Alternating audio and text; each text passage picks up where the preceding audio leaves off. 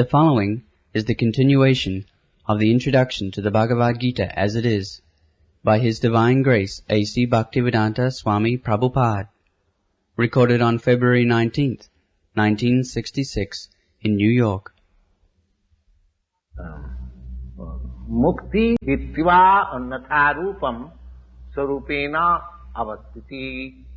Sarupena avastiti. Mukti means liberation from the contaminated consciousness of this material world and to become situated in pure consciousness.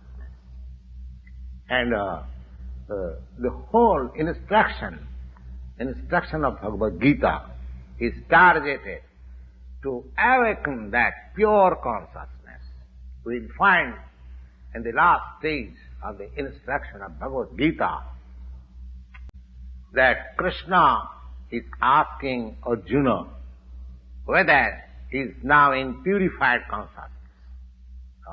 Whether he was in purified consciousness. The purified consciousness is to act according to the direction of the Lord. That is purified consciousness. That is the whole sum and substance of purified consciousness.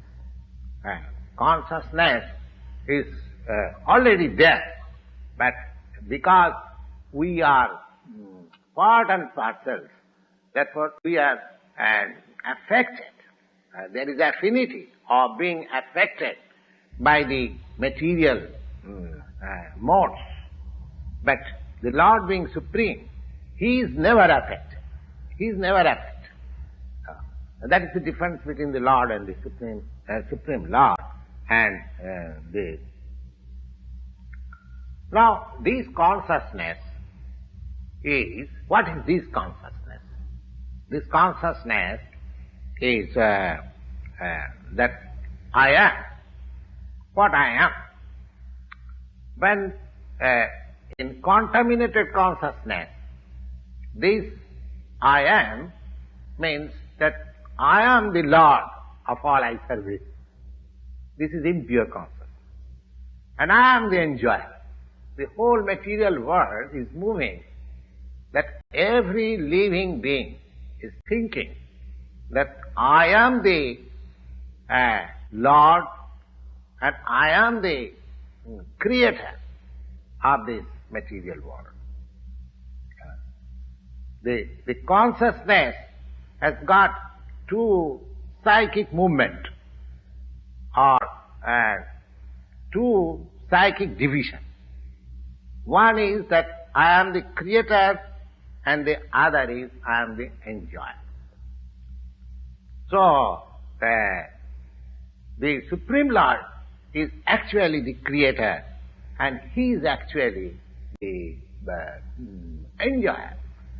And the living entity, being part and parcel of the Supreme Lord, He is not actually the creator or the enjoyer, but He is a cooperator. Just like the whole machine, the part of the machine is a cooperator, Or if we can study just the constitution of our body. Now, in the body, there are hands, there are legs, there are eyes, and all these instruments working. But all these parts and parcels of the body, they are not enjoyer. The stomach is the enjoyer. The leg is moving from one place to another. The hand is collecting. The hand is preparing foodstuff. And the teeth is chewing. And everything, all parts of body are engaged in satisfying the stomach. Because the stomach is the principal fact within the organization of this body. And everything should be given to the stomach. Pranopaharat jathendriyana. Just like you can see a tree green by pouring water in the root. or you can become healthy. The parts of the body, the hand, the leg, the eyes, the ears, the fingers, everything keeps in healthy stage when the parts of the body cooperate with the stomach. Similarly, the Supreme Living Being, the Lord, He is the enjoyer. He is the enjoyer. And He is the creator. And we, subordinate living beings, the products of the energy of the Supreme Lord, we are just to cooperate with Him. That cooperation will help. Just for example, a good foodstuff taken by the fingers, if the fingers think that why should we give it to the stomach? Let us enjoy. No. That is a mistake. The fingers are unable to enjoy. If fingers want the fruit of enjoyment of that particular foodstuff, the fingers must put it into the stomach. So the whole arrangement is that the central figure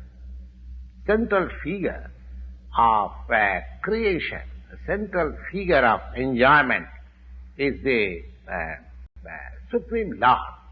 And the living entities, they are simply cooperate. By cooperation they enjoy. The relation is just like the master and the servant.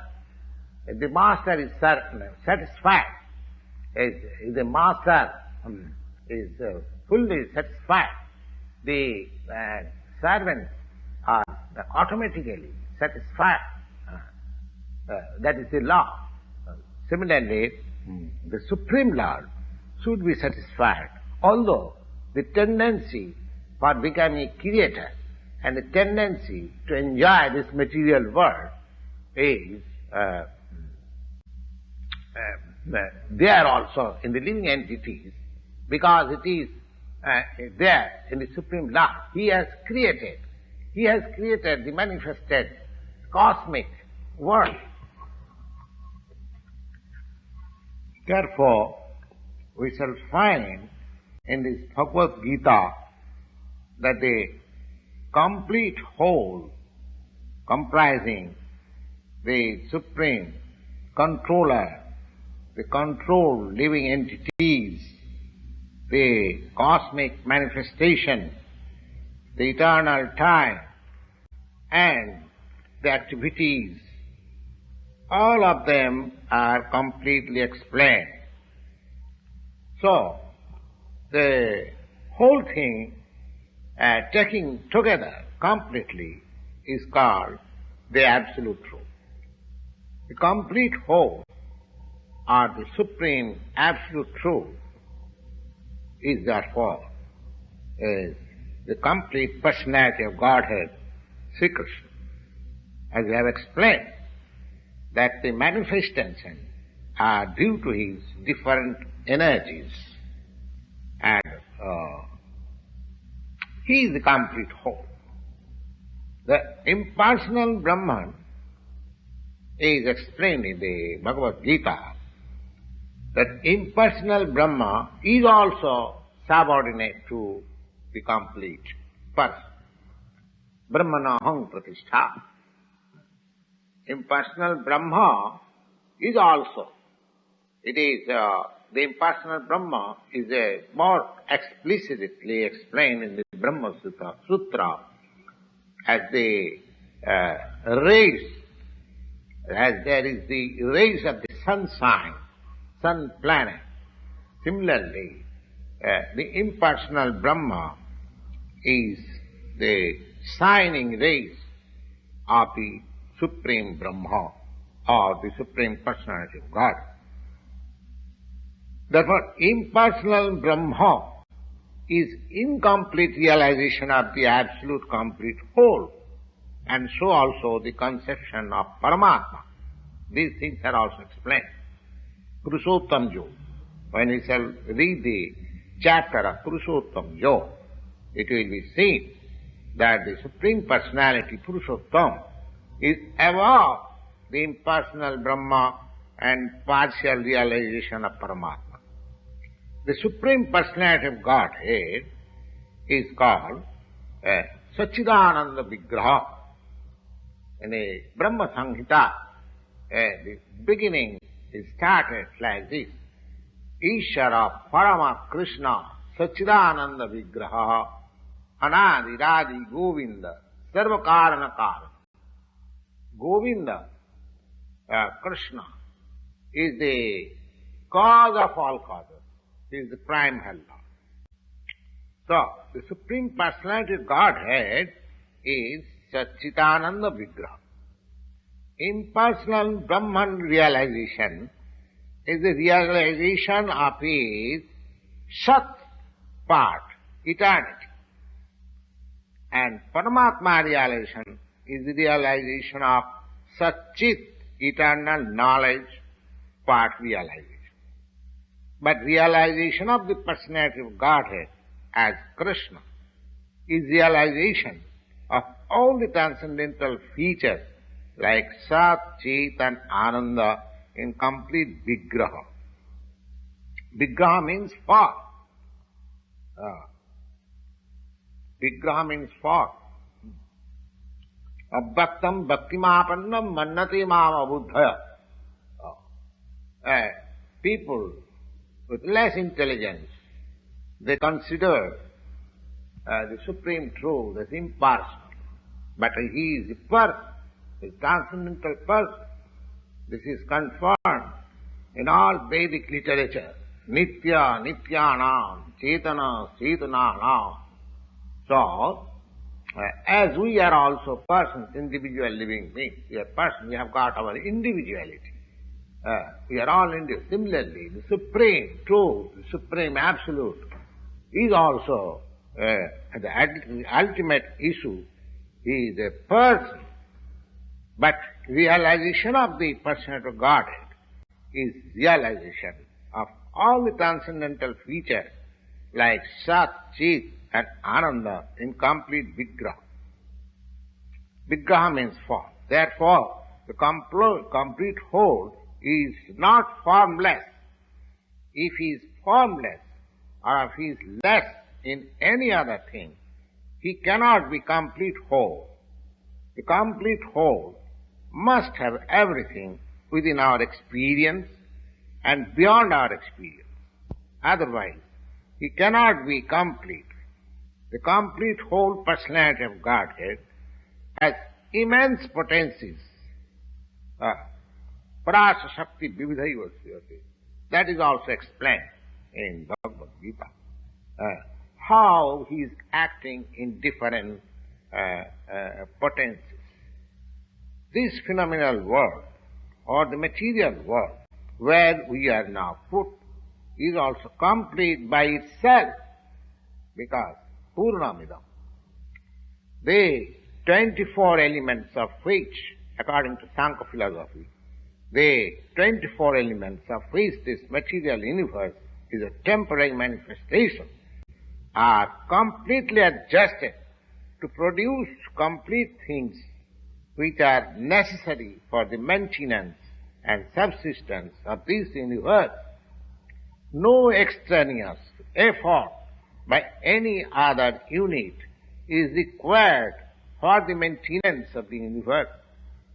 It has its own time fixed up by the energy of the complete whole, and when the time is complete, these temporary manifestations will be annihilated by the complete arrangement of the complete.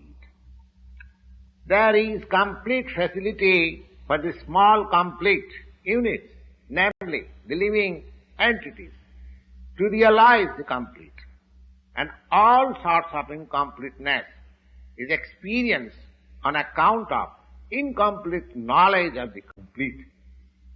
So, the Bhagavad Gita is the complete knowledge of the Vedic wisdom. The whole Vedic knowledge is infallible. The there are different examples how we take Vedic knowledge as infallible. Take for example, so far the Hindus are concerned and how they accept the Vedic knowledge as complete. Here is an insignificant example.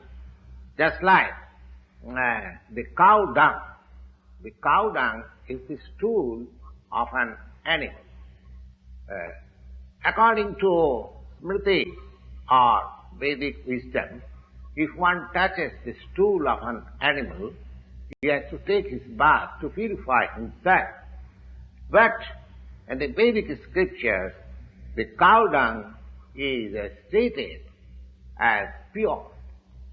Rather, impure place or impure things are purified by touch of the cow dung.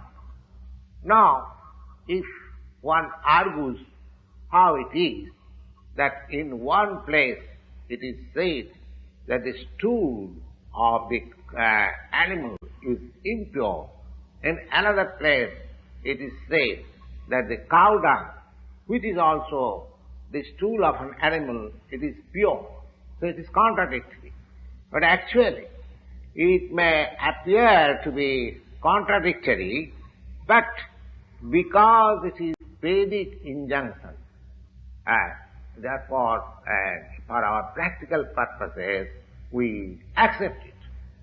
And by that acceptance, we are not committing mistake. It has been found by modern chemists, modern science. One Dr. Lal Mohan Ghosa, he has very minutely analyzed the cow dung, and he has found the cow dung is a composition of all antiseptic properties. So similarly, he has also analyzed the water of the Ganges out of curiosity.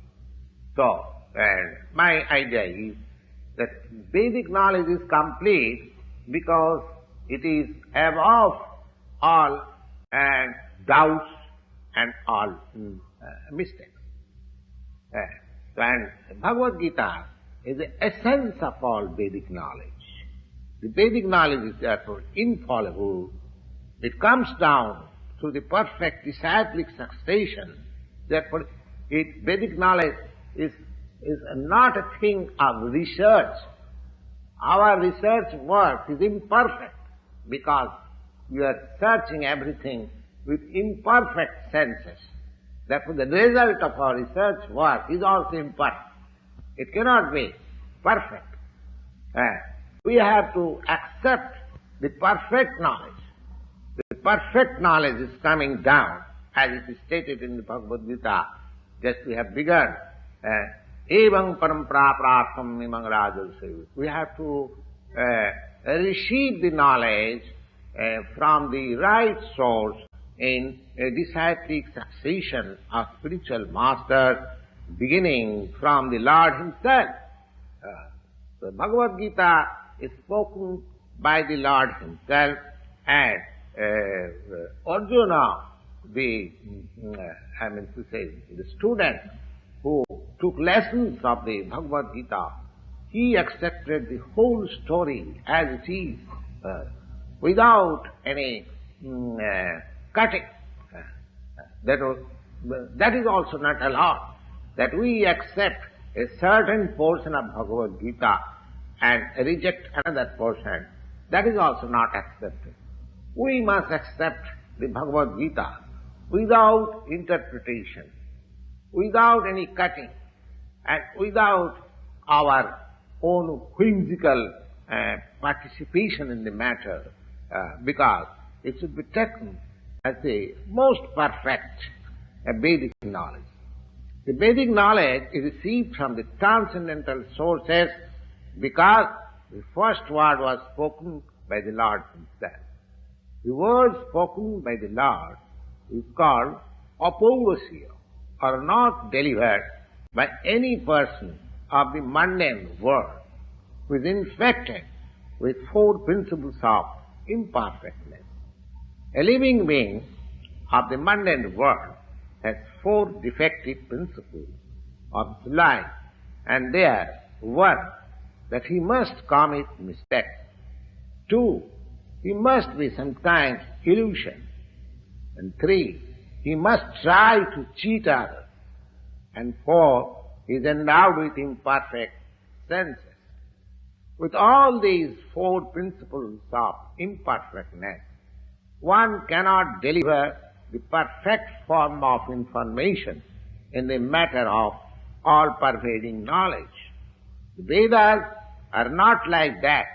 The Vedic knowledge was imparted in the heart of Brahma, the first created living being, and Brahma, in his turn, disseminated the knowledge to his sons and disciples as they are originally received from the Lord. The Lord being Purnam, or all-perfect, there is no chance of his becoming subjected to the laws of material nature.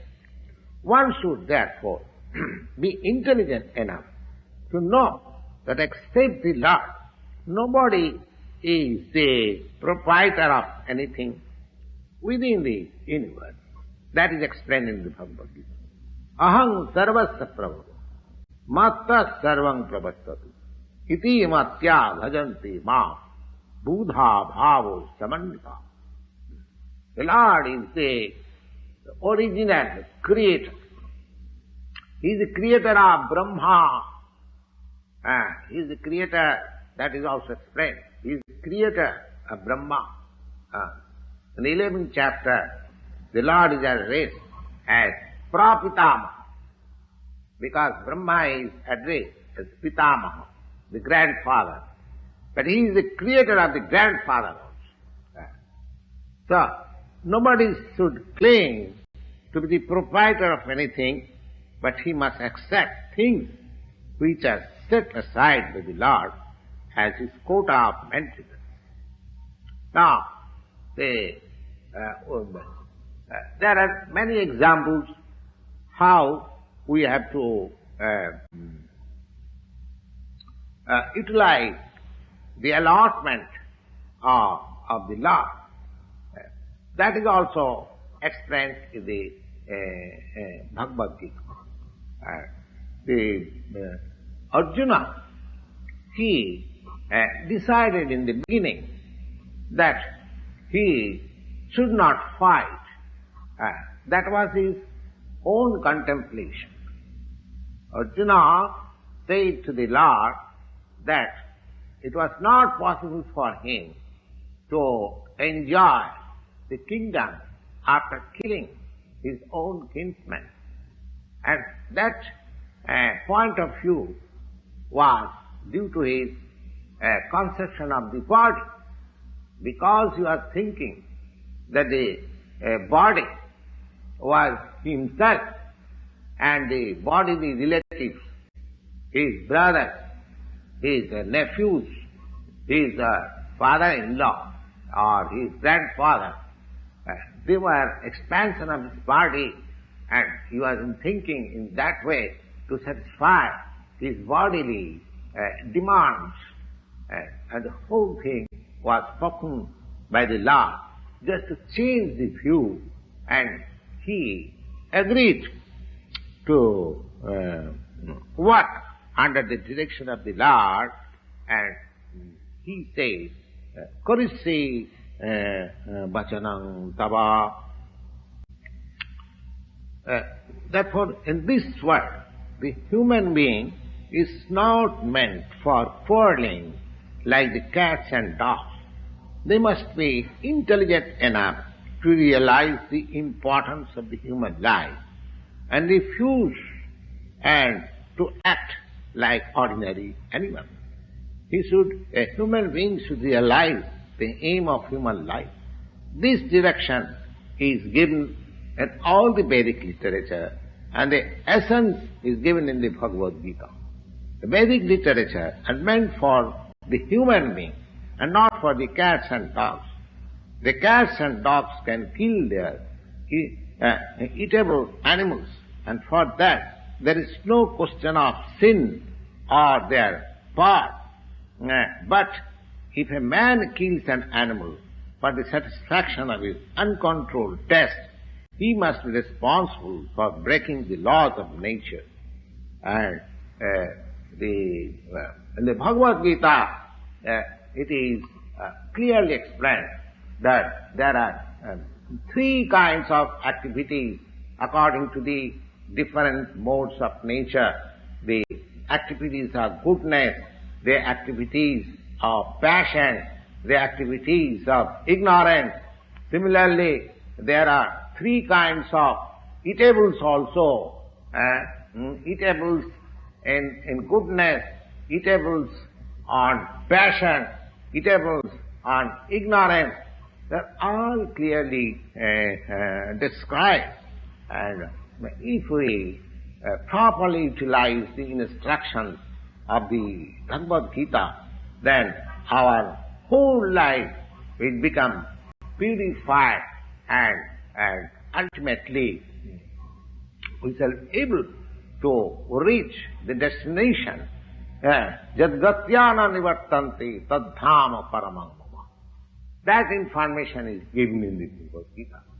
That beyond this spiritual material sky, there is another spiritual sky that is called Sanatana sky. In this sky, this covered sky, we find everything temporary. It is manifested. It stays for some time, gives us some byproduct, and then it becomes dwindling and then vanishes. That is the law of this material world. You take this body, you take a fruit or anything, what is created here, it has got its annihilation at the end. So, beyond this temporary world, there is another world for which the information is there. The parastatmatu bhava anya. There is another nature, which is eternal, sanat, which is eternal. And the jiva, jiva is also described as sanatana. Navimang jiva bhuta jiva loka sanatana. Sanatana. Sanatana means eternal. And the Lord is also described as Sanatana in the 11th chapter. So, because we have got intimate relation with the Lord, and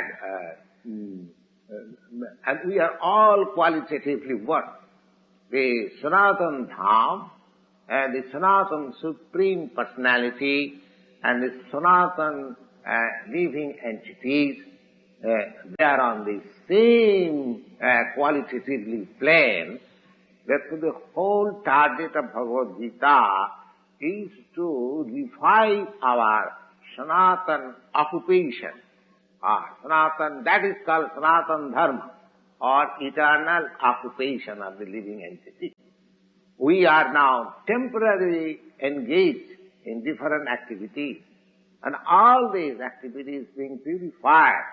When we give up all these temporary activities, sarva dharman paristajya, Sanatana Dharma, as mentioned above, that the Supreme Lord is Sanatana, and the transcendental abode, which is beyond the spiritual sky, that is also Sanatana. And the living entities, they are also Sanatana. So association of the Sanatana Supreme Lord, Sanatana living entities in the Sanatana eternal abode is the ultimate aim of human form of life.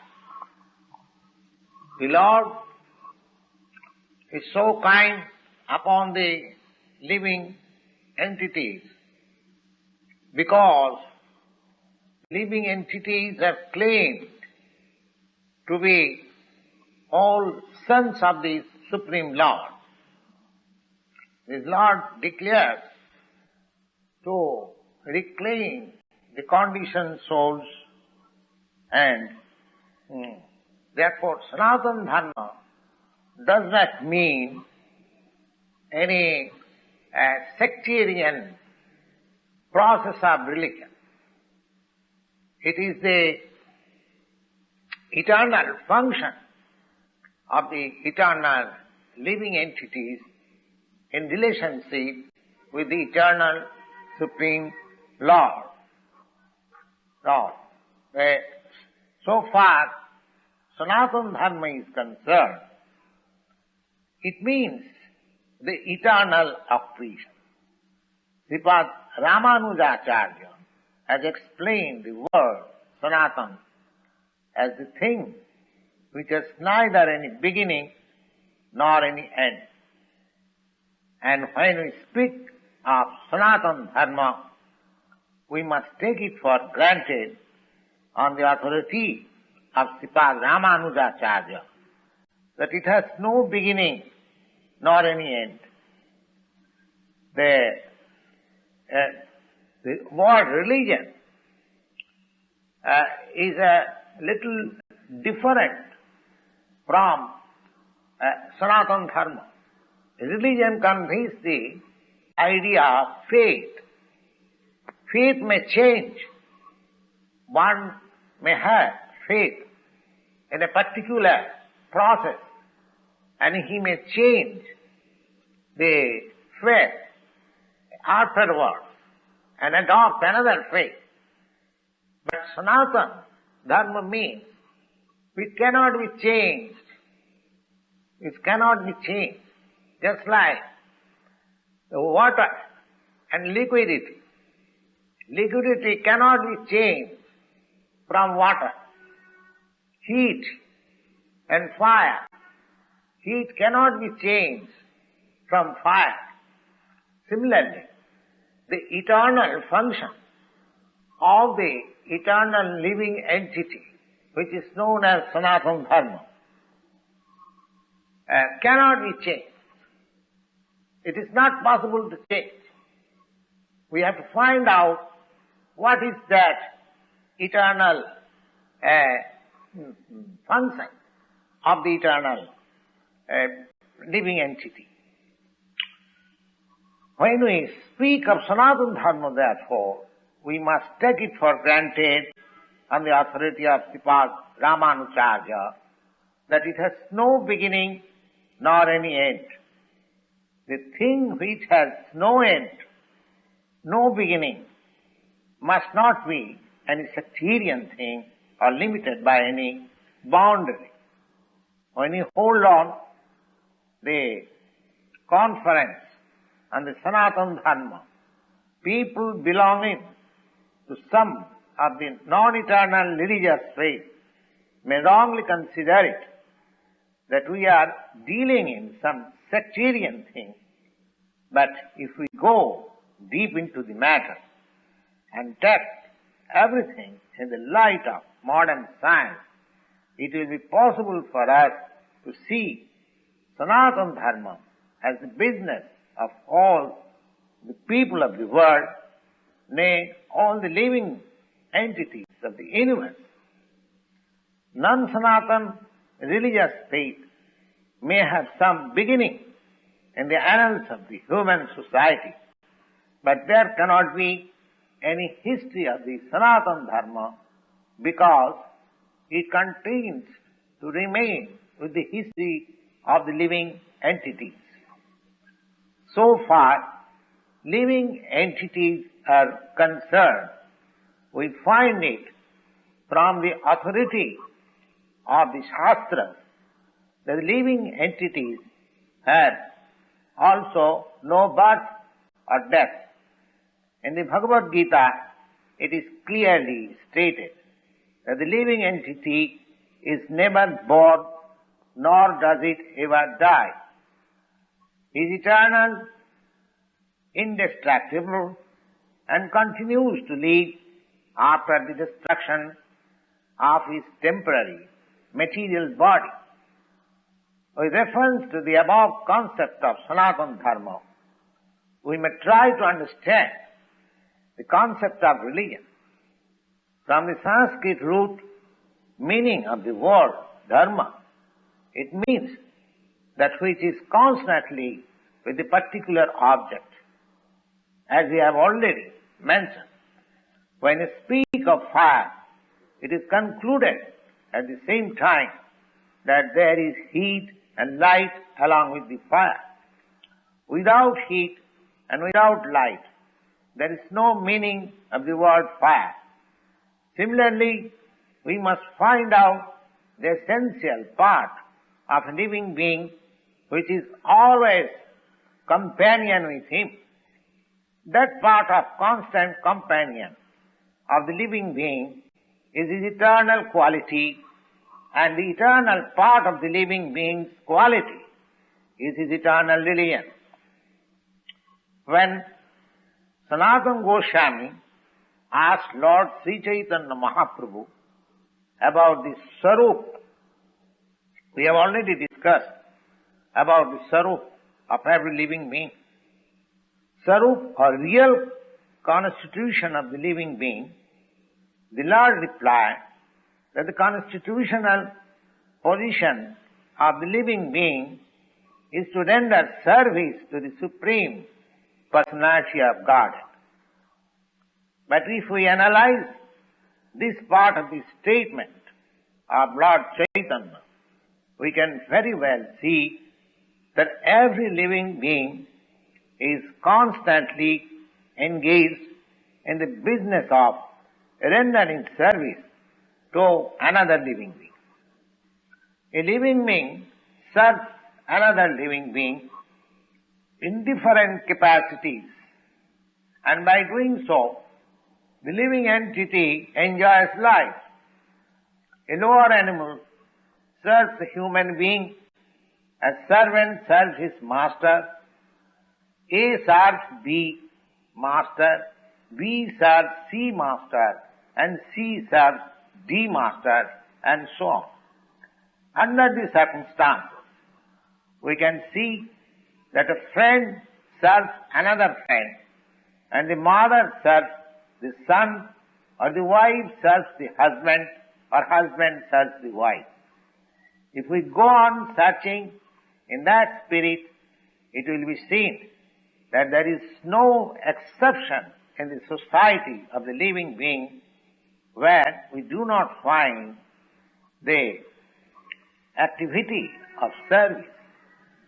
The politician presents his manifesto before the public and convinces voters about his service capacity. The voter also gives the politician his valuable vote on expectation that the politician will give service to the society. The shopkeeper serves the customer, and the artisan serves the capitalist.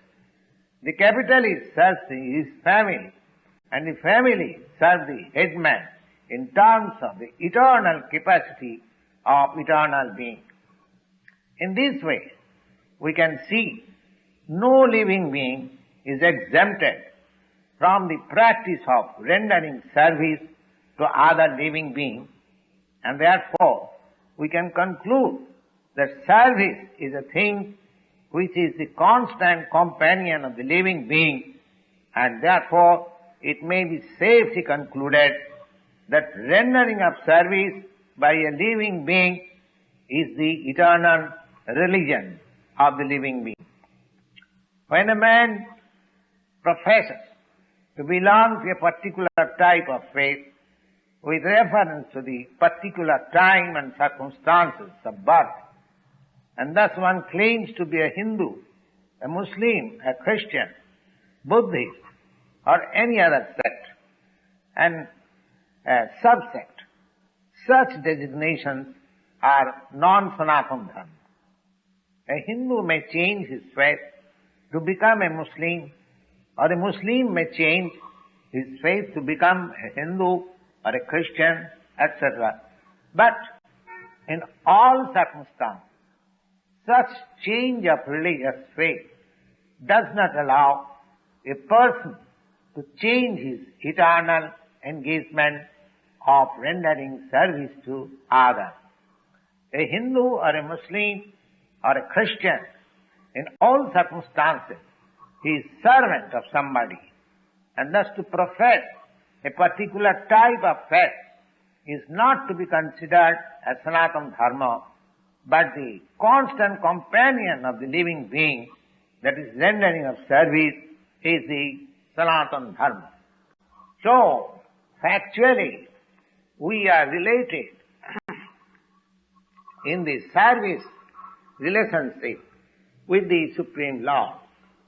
The Supreme Lord is the supreme enjoyer, and we, living entities, are eternally His supreme servitors. We are created for His enjoyment. And if we participate in that eternal enjoyment with the Supreme Personality of Godhead, that makes us happy, not otherwise. Independently, as I have already explained, that independently, any part of the body, the hand, the feet, the fingers, or any part of the body, independently cannot be happy without cooperation with the stomach. Similarly, the living entity can never be happy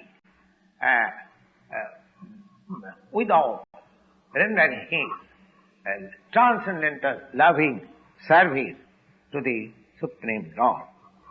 Now, in the Bhagavad Gita, the worship of different demigods is not approved.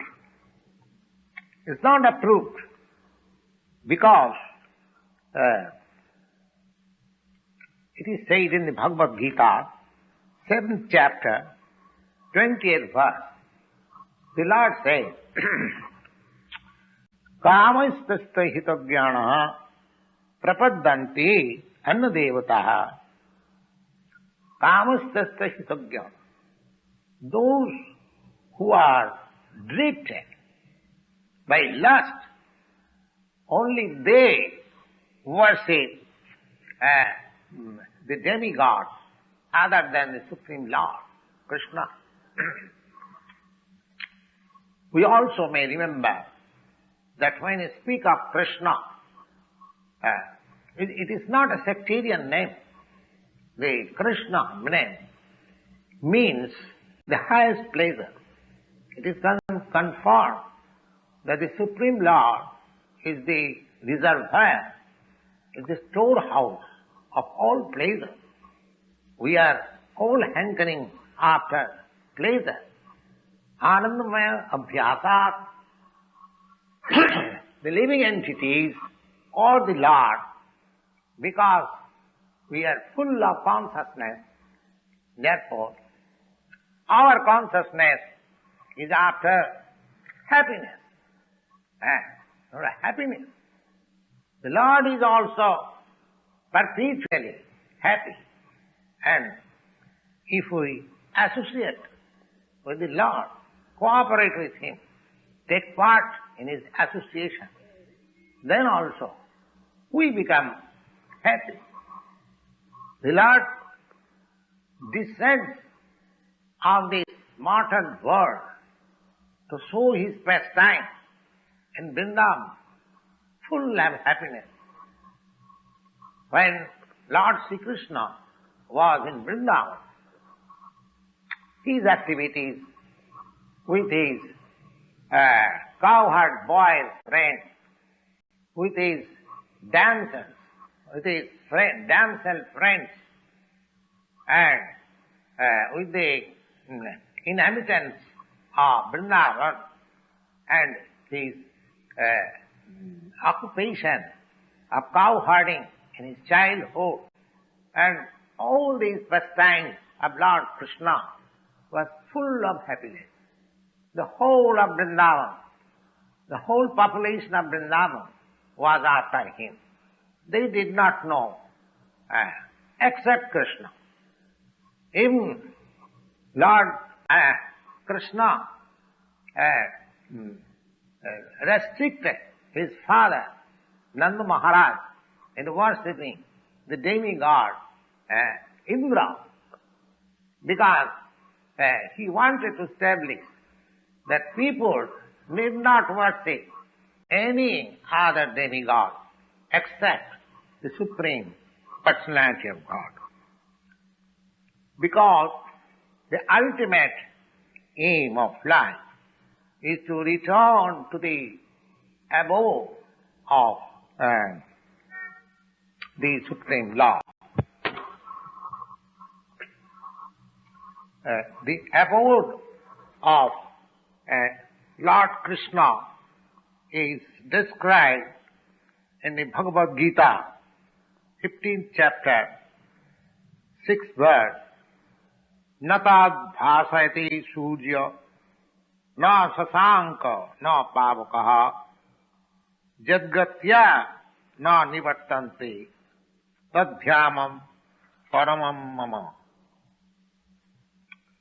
Now, the description of that eternal sky, when we speak of sky, because we have material conception of the sky,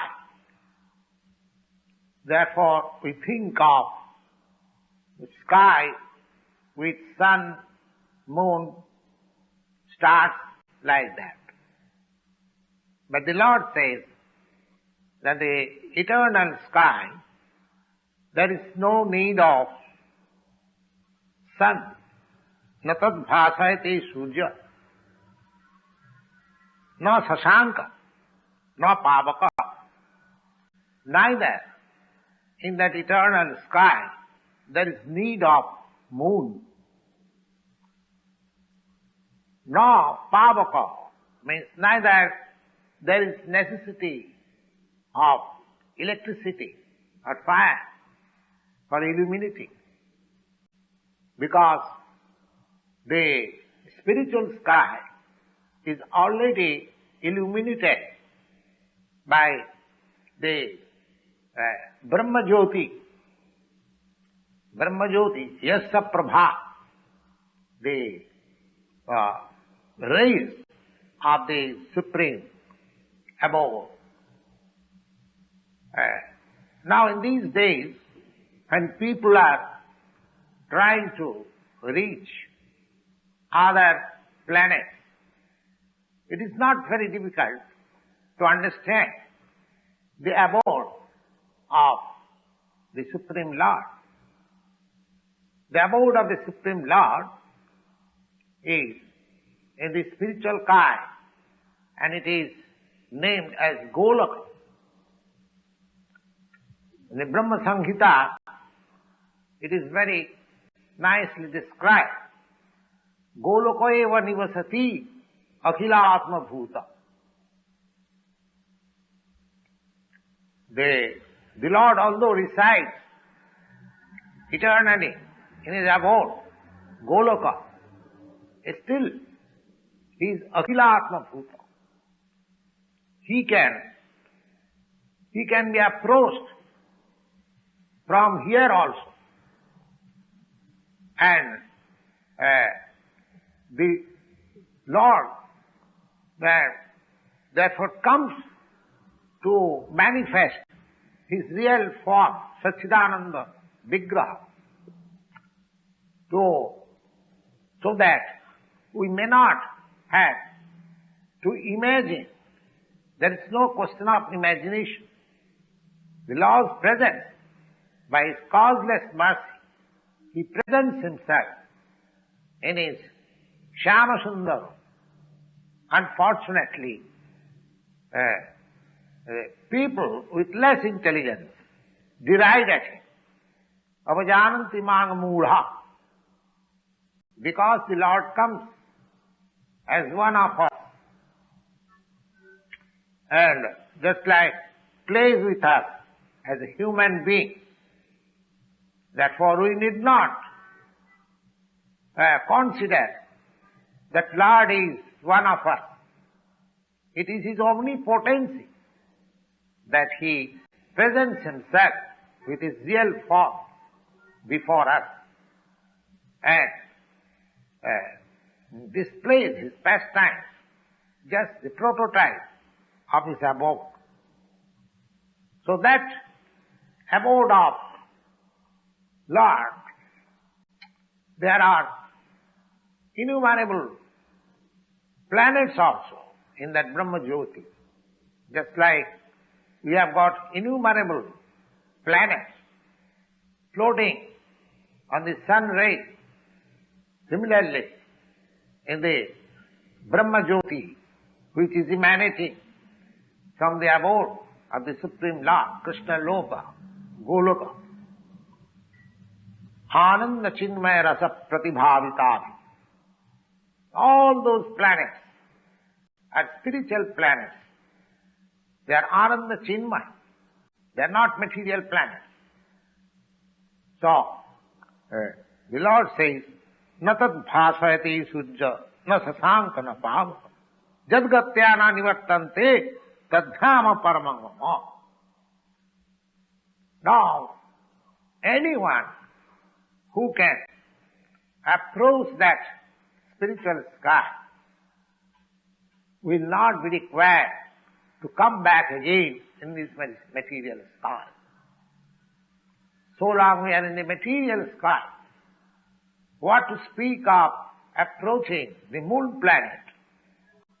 The moon planet, of course, is the nearest planet, but even we approach the highest planet, which is called Brahmaloka. There also we have the same miseries of material life. I mean to say, the miseries of birth, death, old age, and diseases. No planet in the material universe is free from the four principles of material existence. The Lord therefore says in the Bhagavad Gita, Ha Brahma Bhavanan Lokan Punaravartinajyo. The living entities are traveling from one planet to another. It is not that we can simply go to other planets by the mechanical arrangement of the Sputnik. Anyone who desires to go to other planet, there is process. Janti deva brata devan pitrim janti pitri brataha.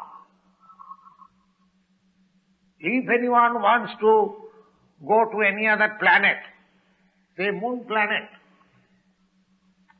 we need not try to go by the Sputnik. The Bhagavad Gita in the Shastra, Janti deva brata devan. These moon planets or sun planets or the planets above these Bhuloka, they are called Sargaloka. Sargaloka, Bhuloka, Bhuvarloka, Sargaloka. They are different status of planets.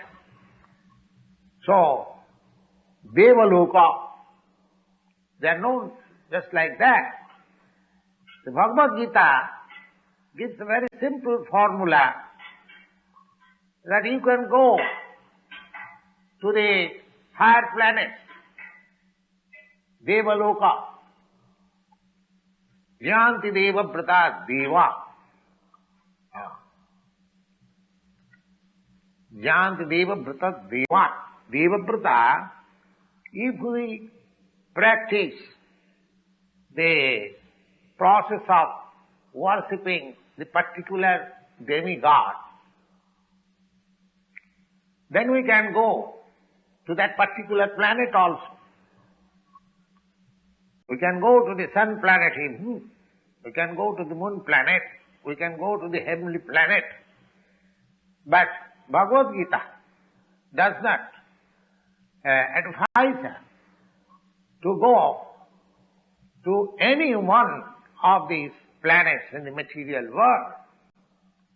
Because even we go to the Brahmaloka, the highest planet, it is calculated by the modern scientists that we can reach the highest planet by traveling with Sputnik for 40,000 of years. Now, it is not possible to live 40,000 of years and reach the highest planet of this material universe. But if one devotes his life in the worshipment of the particular demigod, he can approach the particular planet as it is stated in the Bhagavad Gita. Janti deva brata devan.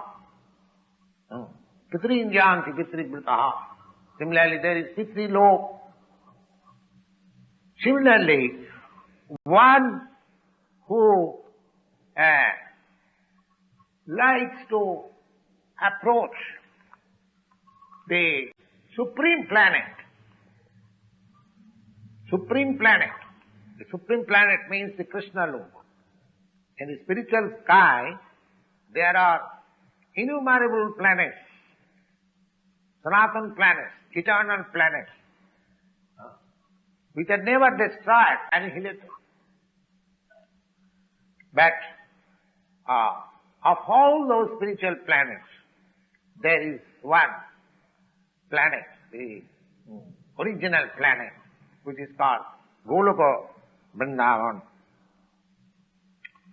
So these informations are there in the Bhagavad Gita, and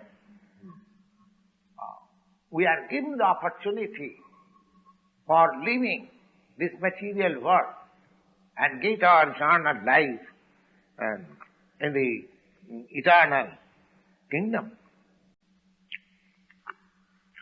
Now, in the 15th chapter of the Bhagavad Gita, the real picture of this material world is given. It is said there that Uddhamulam madhoshakam sattang prahurabhyam chandansi yasaparnani jastang veda savedavid. Now this material world is described in the 15th chapter of the Bhagavad Gita as a tree which has got its root upwards, urdhva moolam. Right. Have you experienced of any tree which has its root upwards? We have got this experience of a tree root upwards by reflection. If we stand on the bank of a river or any reservoir of water, we can see that the tree on the bank of the reservoir of water is reflected in the water as trunk downwards and the root upwards. So this material world is practically a reflection of the spiritual world, just like the reflection of the tree on the bank of a reservoir of water is seen downwards. Similarly, this material world, it is called shadow. Shadow. As is in the shadow, there cannot be any reality. But at the same time, from the shadow, we can understand that there is reality.